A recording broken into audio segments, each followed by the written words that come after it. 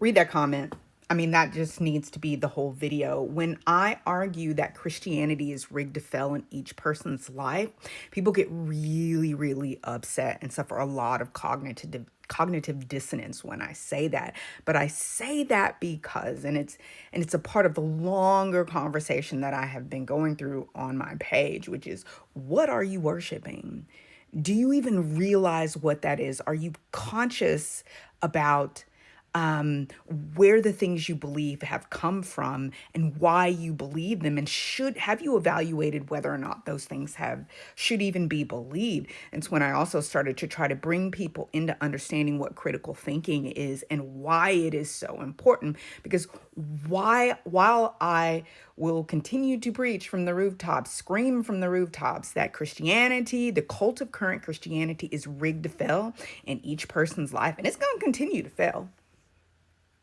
And then now I have launched into the fact that people have to start judging God, which causes a lot of people a lot of heartburn, because what they don't understand, if you do not identify what you believe, why you believe it, you don't think critically about that, and you can't come to an understanding as to whether or not the things that you believe based on where they've come from and the fruit of what those things are, you can't identify or even go through the process of that those things need to be abandoned, your Christianity is going to fail. I mean, Christianity could fail a person for many reasons, but I just think people they often miss what I am working on and getting at, because they will encounter what I'm doing on the internet, which is a lot of heretical things, to trigger people to understand why they need to abandon what they're believing and worshiping, and recalibrate it, and get the therapy that they need. Because a lot of people are, and we're all saying it, your trauma. I've told people for a very long time on my channel that Black people are trauma bonded, and people of color are trauma bonded with whiteness, white supremacy. It's trauma bond, and that while we can't control the corpus of what happens because of white supremacy, we can choose not to participate. And it's a part of what the protests of the 92% and really Black people, period, many people of color who are just saying, I'm not participating in this anymore. If you're going to try to use who and what I am, my Blackness, and my position as a person of the global majority against me, and try to harm me because of that, and you're going to harm me so that you can aggregate and get more power and try to prove the narrative that we are inherently violent, ignorant, et cetera, et cetera, when we all know that's just a projection of what you are and what whiteness and racism is. Okay, so the same thing, all the work that we're doing right now in regards to that one subject, people have to do that with Christianity, because Christianity is really a weapon of empire. Okay, it's a corrupted weapon of empire. So when I call Christianity the broken buck of all time, it truly was enslaved. It truly was enslaved for the purposes of empire. And so I've been teaching these things for a very long time, but I thought I wanted to make a video about this comment, because people need to think about that. And because when I've said on my channel, which I got to start doing some summer videos because I have a lot of work that's been done on this channel.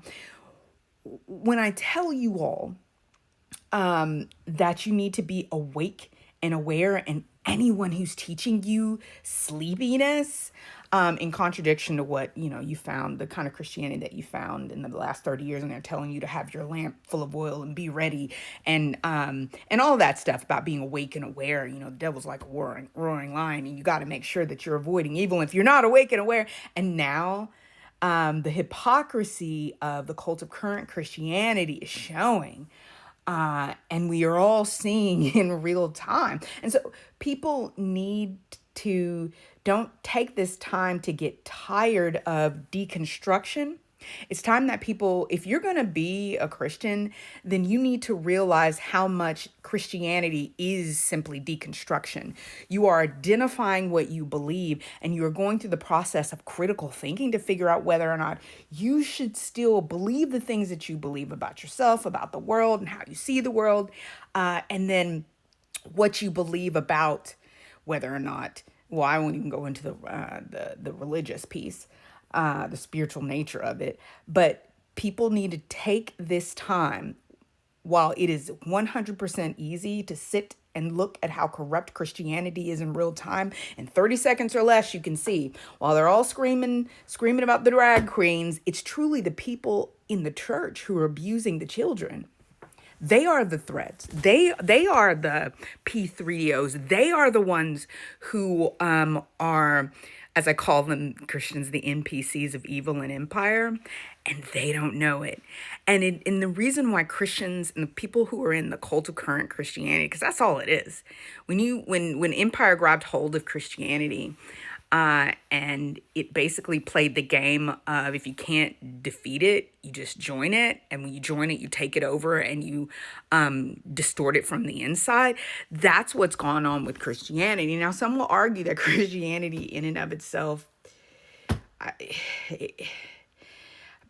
but I will, to keep this video short, I won't even go into why Christianity still,